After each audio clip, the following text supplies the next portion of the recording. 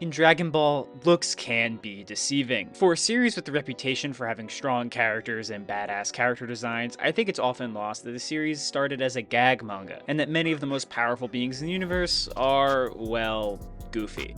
I mean, right now, the most powerful guy in Dragon Ball history looks like this. No drip, no aura, and yet literally every single character, no matter how strong they are, tremble at Zeno's power that can erase entire multiversal timelines just by raising his hand. While there have been many instances of other silly looking characters being strong, like Fat Boo, the Ginyu Force, or even very recently with Majin Buu and Ku, I think my single favorite character of this Toriyama archetype is none other than Yajirobe, the Wandering Ronin. Despite not being able to fire a single ki blast or even fly, and being mostly remembered for handing out senzu beans, Yajirobe is an absolute monster when it comes to power scaling, and he probably solos one of your favorite verses. So today, I'll be putting Yajirobe up against a gauntlet of different shonen franchises to show that even a fat samurai in Dragon Ball with no powers is an absolute monster.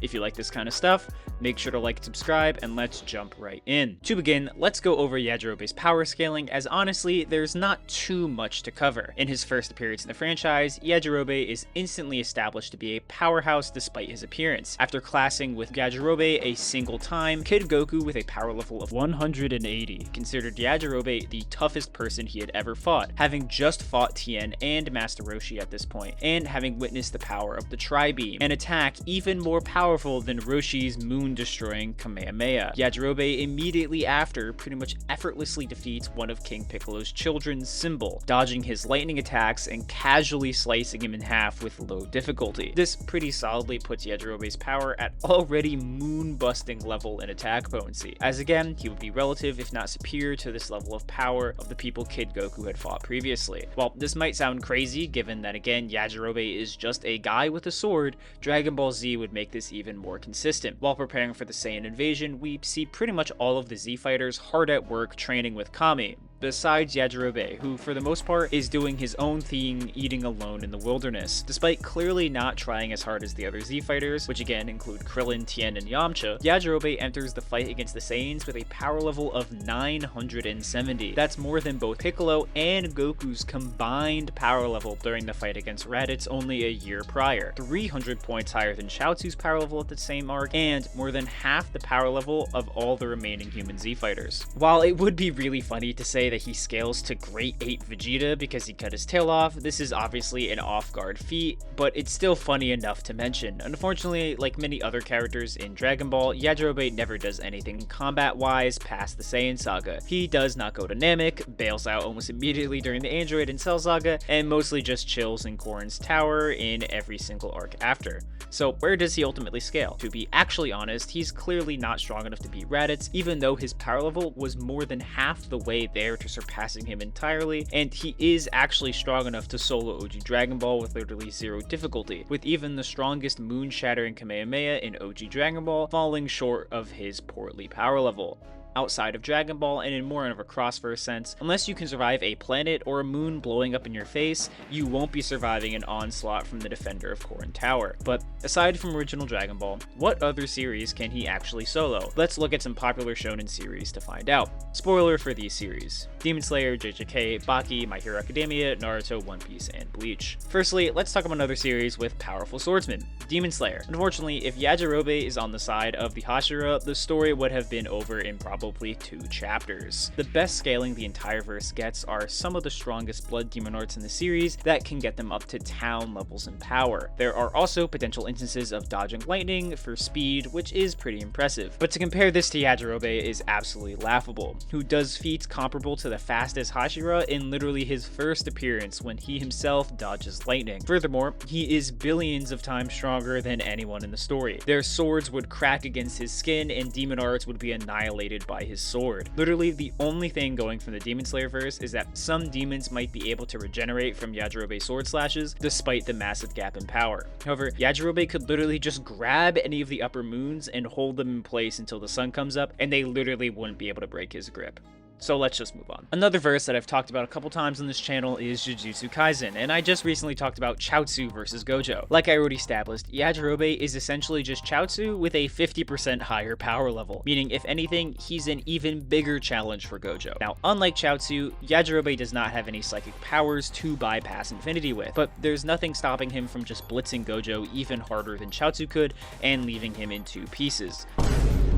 Unlike in Demon Slayer, you can't even make a regeneration argument, as no one's regeneration through RCT is strong enough to stop getting sliced in pieces by Yajirobe. Literally the only domain that could even potentially do something to him is Gojo's domain, but Yajirobe would be fast enough to just break through it or dodge it entirely. For every other domain expansion, he could probably just walk through it like Maharaga and defeat the user in a single attack, like a godly version of Toji. Aura can't save this verse, so let's just move on. Now, let's talk about Baki. The entire verse does its best to try and ground itself in relative realism, with no special power systems besides unique genetics, pseudoscience, and a bit of schizophrenia. Plus, it has its own powerful samurai with Musashi, and that way, it's a perfect match for a guy in Dragon Ball with literally no special powers. But just like the first 2 series, things aren't looking too good. The most absolute generous scale you can give Baki characters is that they scale to potentially massive asteroid impacts that might get them to island level, though they are more consistently compared to nuclear bombs and earthquakes that put them at town to mountain levels in power. They can also get pretty fast at beyond light speed, but if you're going to be that nice to Baki and apply that generosity to Dragon Ball, then Yajirobe is still faster, as there's plenty weaker characters who already had light dodging feats well before Yajirobe showed up. Regardless of speed though, they again wouldn't have anywhere near enough strength to even make Yajirobe flinch from their punches or kicks. While they definitely have infinitely more skill, experience, and battle IQ, without a doubt, it doesn't really matter in the face of the Ronin. What about My Hero Academia? This series definitely has the best shot so far, if not just because you can get a good number of characters in the verse into that lightspeed or beyond tier, which is about where Yajirobe sits as well. The problem once again is simply strength. The single most powerful attack in the verse, Deku's Final Smash, could change the weather throughout the entire planet and was stated to be stronger than what All Might could have mustered. And this only gets to multi-continent level in power, which again falls short of Yajirobe's power even in his very first appearance, before essentially getting at least 3 times stronger, though it was likely exponentially stronger given the nature of early power levels. Plus, pretty much no one scales to the punch anyway, even Deku himself normally, so even everything they could muster would be doing essentially negative damage to him. And while there is a world where maybe Shigaraki is able to touch Yajirobe and make him decay, this ability took a while to destroy a whole country. So would it even work against someone with arguably planet level durability? I'm not exactly convinced.